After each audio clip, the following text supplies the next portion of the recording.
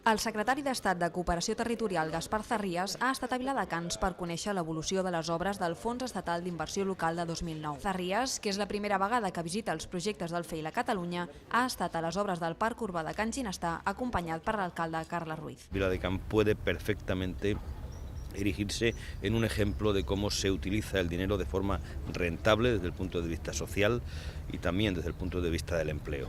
El generar empleo por encima de las previsiones iniciales, como ha ocurrido aquí, y sobre todo un tipo de obras que no solamente tendrán la pervivencia en sí temporal, sino una pervivencia en el largo plazo, en un largo espacio de tiempo, como ocurre con este parque, en el cual significa un importante pulmón verde. Amb els 29 FEILs s'han invertit més de 11 milions d'euros a Viladecans i per altra part també estem tenint resultats com aquest parc, que jo crec que serà un servei, que serà un canvi molt important per tots els ciutadans d'aquest àmbit per al municipi. A més de conèixer aquesta obra, la visita també ha servit per anunciar les línies dels projectes del Fons Estatal d'Inversió Local per l'any vinent.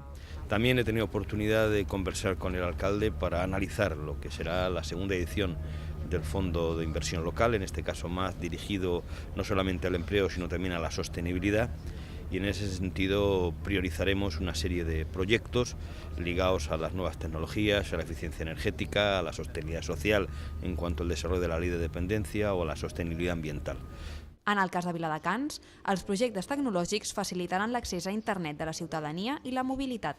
Treballarem en 3 línies, fonamentalment. Una, l'accés a domicili, és a dir, oferir banda ampla a domicili als ciutadans de Viladecans de més de 100 megas. Per altra, el treball a les escoles. Volem crear un mecanisme de digitalització de totes les escoles públiques de Viladecans i en tercer lloc també tot el que fa referència al funcionament de la ciutat. La mobilitat sostenible, la mobilitat mitjançant també mecanismes intel·ligents. En aquesta segona fase del Fons Estatal d'Inversió Local, Viladecans disposarà d'un pressupost que superarà els 6 milions d'euros.